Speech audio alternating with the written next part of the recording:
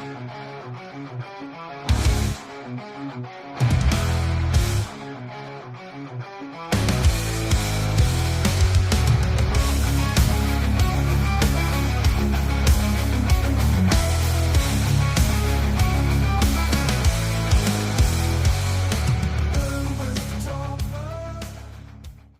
Friends, എല്ലാവർക്കും നമസ്കാരം. ശ്രീനാരായണ ഗുരു open യൂണിവേഴ്സിറ്റിയുടെ MA മലയാളം ഫസ്റ്റ് സെമസ്റ്ററിലെ കോഴ്സായിട്ടുള്ള വ്യാകരണ പഠനത്തിലെ രണ്ടാമത്തെ ചാപ്റ്ററാണ് ഈ ഒരു വീഡിയോയിലുള്ളത്. വ്യാകരണ ചരിത്രം, ഇതാണ് ഈ പാഠത്തിൻ്റെ പേര്. ഈ പാഠത്തിൽ നമ്മൾ 4 കാര്യങ്ങളാണ് പ്രധാനമായി പഠിക്കാൻ പോകുന്നത്. ഒന്ന്, നമ്മുടെ വ്യാകരണ പാരമ്പര്യം അഥവാ തമിഴ്, സംസ്കൃത, മണിപ്രവാള വ്യാകരണ ഗ്രന്ഥങ്ങൾ. 2, മലയാളത്തിലെ പ്രധാന വ്യാകരണ ഗ്രന്ഥങ്ങൾ. 3, മലയാള ഭാഷയുടെ ഉൽപ്പത്തിവാദങ്ങൾ. 4, കേരള പാണിനിയുടെ 6 നയങ്ങൾ. അപ്പോൾ ഇത്രയുമാണ് ഈ ഒരു പാഠത്തിൽ ചേർത്തിട്ടുള്ളത്. ഇത് ഈ ഒരു വീഡിയോ കൊണ്ട് അവസാനിക്കുന്നില്ല. ഇതിൻ്റെ പാർട്ട് 1 മാത്രമാണ് ഈ ഒരു വീഡിയോ. ഓക്കെ, നമുക്ക് വീഡിയോയിലേക്ക് പോകാം. നമ്മുടെ വ്യാകരണ പാരമ്പര്യം എന്താണെന്നും വ്യാകരണത്തിന് വേദാംഗങ്ങളിൽ ഉണ്ടായിരുന്ന സ്ഥാനവും അപഗ്രഥനം, ഉദ്ഗ്രഥനം തുടങ്ങിയ വ്യാകരണ രീതികളുമെല്ലാം നമ്മൾ കഴിഞ്ഞ ക്ലാസ്സിൽ പറഞ്ഞു. ആ വീഡിയോ കാണാത്തവരുണ്ടെങ്കിൽ ഇപ്പോൾ പോയി കണ്ടിട്ട് വരിക കേട്ടോ.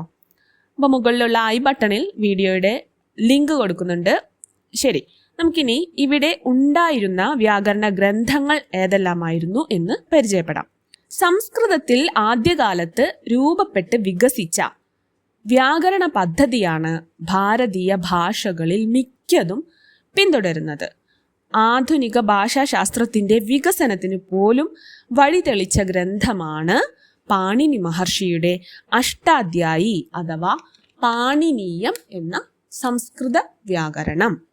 BC 600-നും 300-നും ഇടയ്ക്കാണ് ഇതിൻ്റെ രചനാകാലമെന്ന് കരുതപ്പെടുന്നു. ആധുനിക ഭാഷാശാസ്ത്രജ്ഞനായ ബ്ലൂംഫീൽഡ് പാണിനീയത്തെ വിശേഷിപ്പിച്ചത് മനീഷയുടെ ജീവത്തായ അത്ഭുത സ്മാരകമായാണ്. 4000-ഓളം സൂത്രങ്ങളോടുകൂടിയ ഈ ഗ്രന്ഥം സംസ്കൃത ഭാഷയുടെ സമ്പൂർണമായ വ്യാകരണമാണ്. പിൽക്കാലത്ത് സംസ്കൃതത്തിലുണ്ടായ വ്യാകരണ പഠനങ്ങളെല്ലാം അഷ്ടാധ്യായിയുടെ തന്നെ വൃത്തികളും വാർത്തികങ്ങളും ഭാഷ്യങ്ങളുമാണ്. എന്താണ് വൃത്തി എന്ന് പറഞ്ഞാൽ? പാണിനീയ സൂത്രങ്ങളുടെ വ്യാഖ്യാനമാണ് വൃത്തി. വൃത്തിയുടെ വ്യാഖ്യാനമാണ് വാർത്തികം. കാർത്യായനന്റെ വാർത്തികം പാണിനീയത്തെ വിമർശിച്ചുകൊണ്ടുള്ളതാണ് എന്നുള്ളതാണ് അവിടെ ഒരു പ്രത്യേകത. കാർത്യായനന്റെ വാർത്തികം പ്രധാനപ്പെട്ടതാവുന്നത് എന്തുകൊണ്ടാണ്? പാണിനീയത്തെ അത് വിമർശിക്കുകയാണ് ചെയ്തിട്ടുള്ളത്. ഓക്കെ, പാണിനീയത്തിന് ശേഷം ഏറ്റവും പ്രാമാണികമെന്ന് അംഗീകരിക്കുന്നത് പതഞ്ജലിയുടെ മഹാഭാഷ്യം ആണ്. പാണിനീയത്തിലെ വിവരണാത്മക പദ്ധതി ഭാരതീയ ഭാഷകളെ വലിയ നിലയിൽ സ്വാധീനിച്ചിട്ടുണ്ട്. ഇനി പാണിനീയത്തിൻ്റെ ഘടന എങ്ങനെയാണെന്ന് പറയാം. ഇതിൽ 8 അധ്യായങ്ങളാണുള്ളത് എന്നതുകൊണ്ട് തന്നെ അഷ്ടാധ്യായി എന്നൊരു പേരും ഉള്ളതായി നിങ്ങൾക്ക് അറിയാം.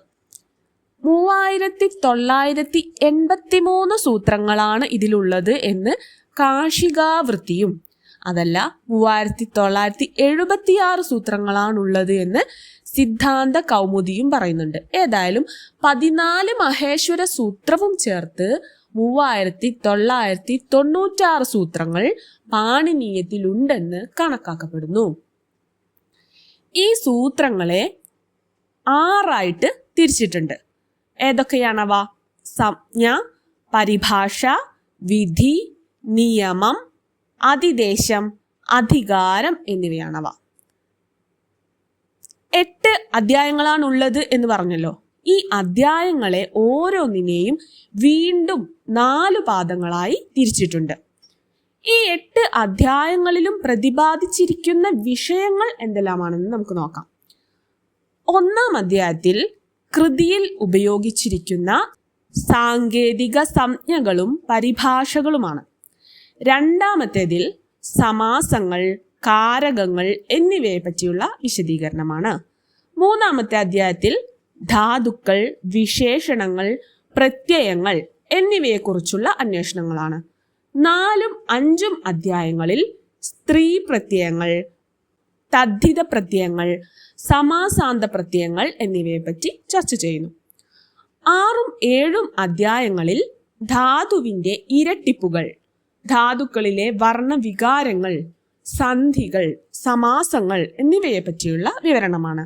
8ാം അധ്യായത്തിൽ വാക്യരൂപീകരണ നിയമങ്ങളെക്കുറിച്ച് ചർച്ച ചെയ്യുന്നു. പാണിനി പ്രധാനമായി മുന്നോട്ട് വെക്കുന്ന ആശയം എന്ന് പറയുന്നത് എല്ലാ നാമങ്ങളും ക്രിയകൾ പരിണമിച്ചുണ്ടായവയാണ്. വാക്കുകൾ രൂപപ്പെടുന്നത് പ്രത്യയങ്ങളെ ആശ്രയിച്ചാണ് എന്നുള്ള സങ്കല്പങ്ങളാണ്. കണ്ടുകിട്ടിയിട്ടുള്ളതിൽ വെച്ച് ഏറ്റവും പഴക്കം ചെന്ന വ്യാകരണ ഗ്രന്ഥമാണ് പാണിനീയം.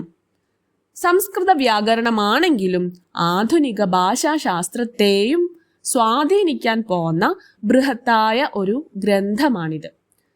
സംസ്കൃതം, തമിഴ് തുടങ്ങിയ ഭാഷകളെ കൂടി ഒട്ടിയാണ് മലയാളം നിലനിൽക്കുന്നതെന്നുകൊണ്ട് തന്നെ സംസ്കൃത വ്യാകരണം മലയാള വ്യാകരണത്തെ സ്വാധീനിച്ചതുപോലെ തന്നെ തമിഴ് വ്യാകരണവും സ്വാധീനിച്ചിട്ടുണ്ട്. ദ്രാവിഡ ഭാഷകളിലെ ഏറ്റവും പ്രാചീനമായ വ്യാകരണ കൃതിയാണ് തൊൽക്കാപ്പിയം. അതും കടന്ന് മണിപ്രവാള ലക്ഷണ ഗ്രന്ഥമായ ലീലാതിലകവും പറഞ്ഞു കഴിഞ്ഞാലേ മലയാള വ്യാകരണ ഗ്രന്ഥങ്ങളിലേക്ക് നമുക്ക് എത്താൻ കഴിയുള്ളൂ. തൽക്കാലം ഈ വീഡിയോ നമുക്ക് പാണിനീയത്തെക്കുറിച്ച് മനസ്സിലാക്കിക്കൊണ്ട് നിർത്താം. ഇതിൻ്റെ തുടർച്ചയായി വരുന്ന വീഡിയോയിൽ തമിഴ്, മണിപ്രവാള വ്യാകരണ ഗ്രന്ഥങ്ങളെ പരിചയപ്പെടാം. അപ്പോൾ നിങ്ങൾ ചെയ്യേണ്ടത് എന്തെന്നാൽ ഈ വീഡിയോ ഇഷ്ടപ്പെട്ടെങ്കിൽ ലൈക്ക് ചെയ്യുക, സുഹൃത്തുക്കൾക്ക് ഷെയർ ചെയ്യുക. പിന്നെ നിങ്ങളുടെ കമൻറ്റിനായി ഞാൻ വെയിറ്റിംഗ് ആണെന്ന് പ്രത്യേകം പറയണ്ടല്ലോ. ചാനൽ സബ്സ്ക്രൈബ് ചെയ്ത് ആ ബെൽ ബട്ടണും അമർത്തിയേക്കുക. അപ്പോൾ വീണ്ടും കാണും വരെ നന്ദി, സ്നേഹം, ബൈ.